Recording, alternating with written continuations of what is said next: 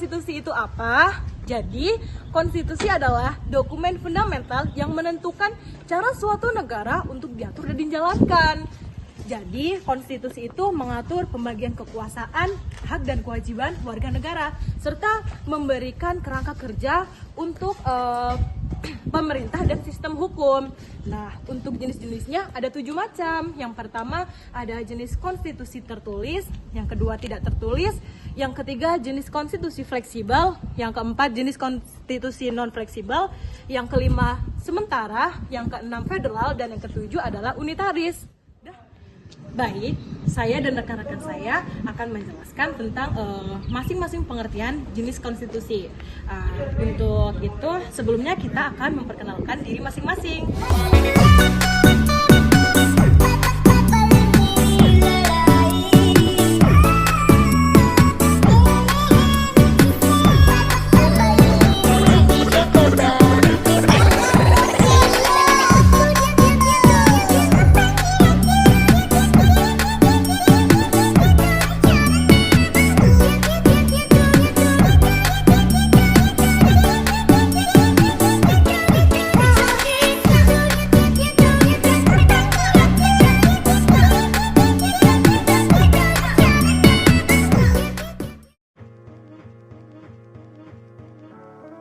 Jenis konstitusi yang pertama yaitu konstitusi tertulis. Konstitusi tertulis adalah konstitusi yang ditulis secara formal dalam bentuk dokumen. Konstitusi jenis ini biasanya terdiri dari beberapa bab atau pasal yang menjelaskan prinsip-prinsip dasar negara dan pembagian kekuasaan antara cabang-cabang pemerintah. Contohnya pembukaan Undang-Undang tahun 1945.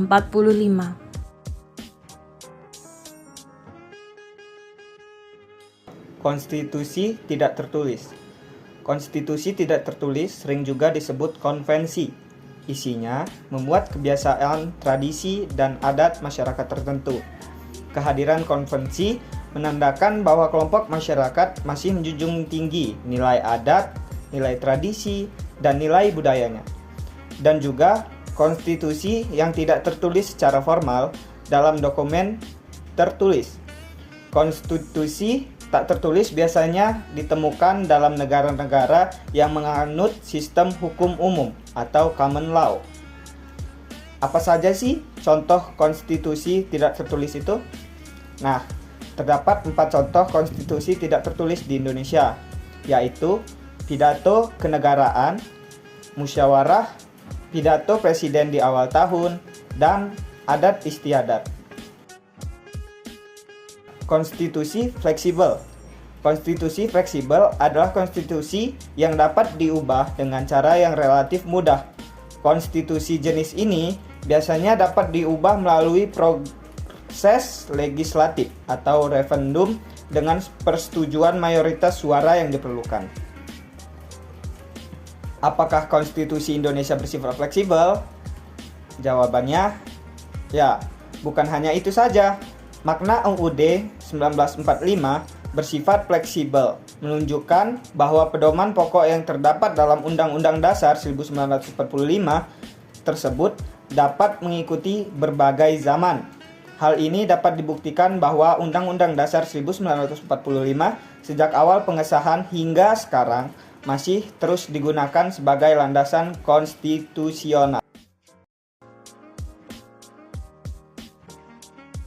Konstitusi tidak fleksibel. Konstitusi tidak fleksibel adalah konstitusi yang sulit diubah dan biasanya memerlukan proses yang panjang dan rumit.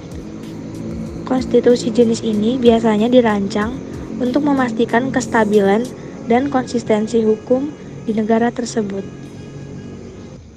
Konstitusi sementara. Konstitusi sementara adalah konstitusi yang dirancang untuk jangka waktu yang terbatas. Biasanya selama masa transisi menuju suatu pemerintahan baru, konstitusi sementara biasanya berlaku sampai konstitusi permanen dapat dirumuskan dan disahkan.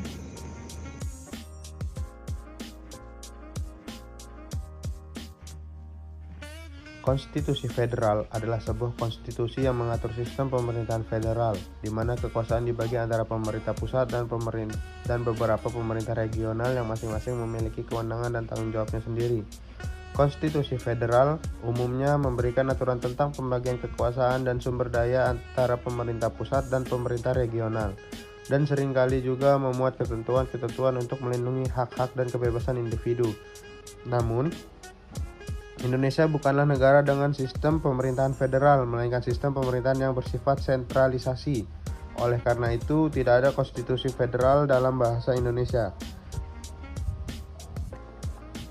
Konstitusi Indonesia yang berlaku saat ini adalah Undang-Undang Dasar 1945 yang mengatur sistem pemerintahan republik yang bersifat sentralistik. Konstitusi unitaris adalah sebuah konstitusi yang mengatur sistem pemerintahan unitaris di mana kekuasaan tertinggi berada di tangan pemerintah pusat atau federal dan pemerintah daerah hanya memiliki kewenangan yang bersifat oleh pemerintah pusat. Konstitusi unitaris mengatur hubungan antara pemerintah pusat dan pemerintah daerah, memberikan aturan tentang pembagian kekuasaan, tanggung jawab, dan sumber daya antara kedua entitas tersebut. Di Indonesia, konstitusi mengatur sistem pemerintahan unitaris adalah Undang-Undang Dasar 1945.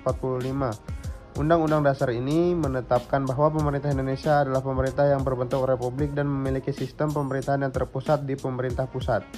Pemerintah daerah hanya memiliki kewenangan yang diberikan oleh pemerintah pusat sesuai dengan undang-undang yang berlaku dan tidak memiliki hak untuk membuat kebijakan atau aturan yang bertentangan dengan kebijakan atau aturan yang sudah ditetapkan oleh pemerintah pusat. Sebagai konstitusi tertinggi di Indonesia, Undang-Undang Dasar 1945 juga menetapkan hak-hak dan kebebasan warga negara serta prinsip-prinsip dasar negara yang harus dihormati dan dilindungi oleh pemerintah. Oke teman-teman, jadi for your information, konstitusi tidak tertulis sering disalahartikan oleh beberapa penulis buku konstitusi sebagai konstitusi yang tidak tertulis secara harfiah dan mengacu pada aturan-aturan yang tidak tertulis atau hukum kebiasaan. Pengertian ini adalah keliru karena yang dimaksud KC Ware sebagai unwritten adalah untuk menunjuk naskah fundamental yang tidak terkodifikasi di dalam satu naskah Undang-Undang Dasar.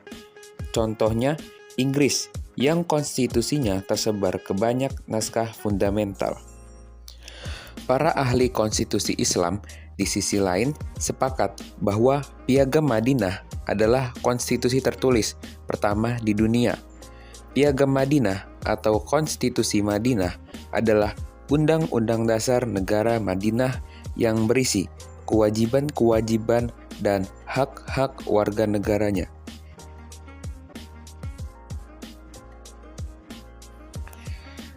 Satu, apa yang dimaksud dengan konstitusi tertulis? 2. Apa keuntungan dari konstitusi tertulis? 3. Apa pula kelemahan dari konstitusi tertulis? Yang keempat, apa yang dimaksud dengan konstitusi tidak tertulis?